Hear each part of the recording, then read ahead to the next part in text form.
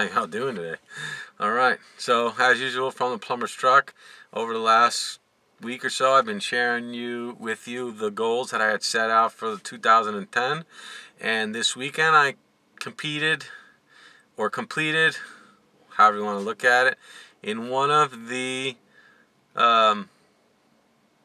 most challenging goals that I put on my list was to run a marathon. I ran a lot this year. I ran tons of 5Ks, 10Ks. I did a half marathon on March 14th, the Shamrock Run, and I ran a half marathon in the marathon. But a half marathon in the Ironman. Wow, say that fast. It totally got constricted in my mind. You know that I finished fourth fastest in the Ironman in the run? I mean, that was amazing in itself too, that I trained hard all year. So then I said, well, let me just do this marathon thing, and you know, I kind of procrastinated about it. I'm going to be perfectly honest with you. I got a little what they call training depression, where you just can't push your body no more, and you just kind of don't want to do it because you feel like you already completed your physical goal for the year, which mine was the Ironman, which I completed on September 11th, 2010. And that was a phenomenal day. And again, I did tons of triathlons this year, but that was the culmination of all culminations. You know, to swim 1.5 miles and bike 56 and then run 13. You know, that's anyone who knows it, anyone who's an athlete out there, anyone who's ever aspired to an athlete knows that's a physical, you know, hardship day where your just body's in pain all day. And I completed it in I don't even remember what my time was. I think like 6 hours and 40 minutes. But it didn't matter to me what my time was.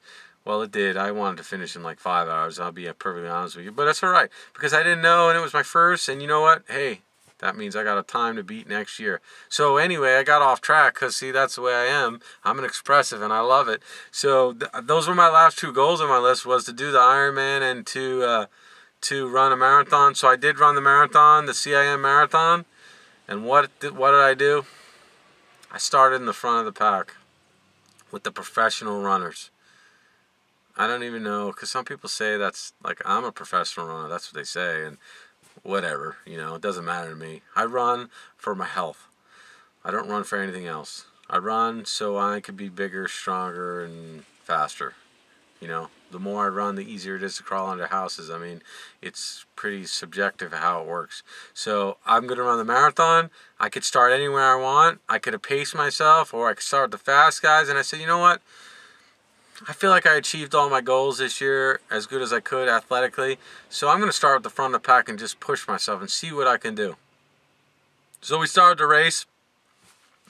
About 1.5 miles in, I see some people I know, so I slowed down to say what's up to Nick and Jen over there waiting at Oak Avenue and what is that? American River Canyon Drive over there by Vic's Supermarket. And I was like, oh, what's up, friends? You know, how you doing and everything? And that was exciting in itself to see someone you know cheering for you. And then I like, oh, I have to get refocused. So I get refocused. I take off. I catch back up with the guys in the front runners. And we passed mile marker 3 at 20 minutes. And I'm like, wowzer. Do you know what running, that's a 5K in 20 minutes. Fastest I did one this year was 24. And that's all I had to do was run a 5K. And I just got to that point and I got to run a whole marathon. Wowzer. All right, so fine. I'm focused. I could keep it in. And the guys that I'm running with are having little chit-chatty conversation about the guy who's in front. He's like 3 blocks ahead of us. And he's running at like 5-6 minutes a mile. I mean, he's just booking, but we're only 3 blocks behind him. So I'm like, you know, we're running like at 7.5 minutes a mile. Like, psh, that's pretty good, right? And then we get to mile marker 8.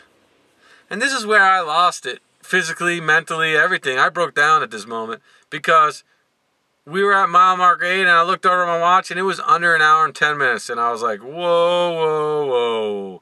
Like, yo, that's not even where I'm supposed to be. I do not run this fast. The plumber is done. Stick a fork in me. Flip me over because I'm charbroiled. You know what I mean? I just had that moment where I just couldn't do it no more. But so I slowed down. I said, you know what, forget it. I can't keep up with these guys no more. 13 miles, 1 hour and 40 minutes. And at this point, I'm in the most severest pain I've ever been physically all year long.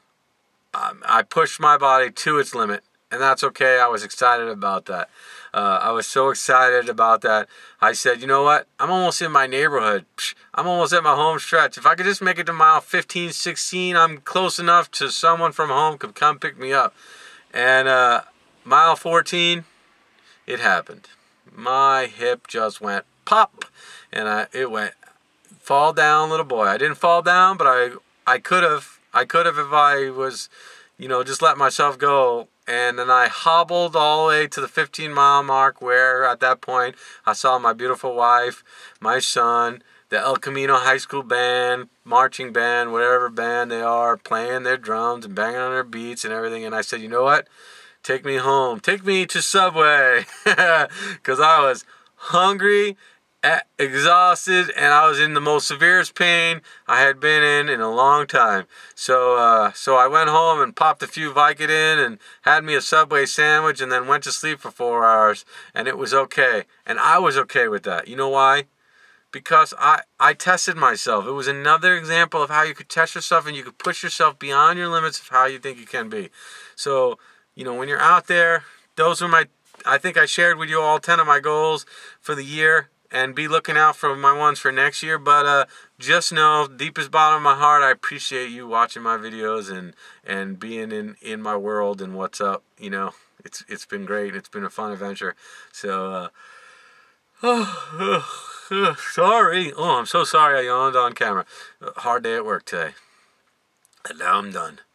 So, have a good night. I'm going to go in and kiss my wife and say hello to my kids, and my daughter will be home in a few weeks from college, and soon it'll be Christmas time. Well, probably you're watching this video, it probably is Christmas time because I probably didn't post them all at once. But you have a great day, and I'll see you. See you next time. Peace out.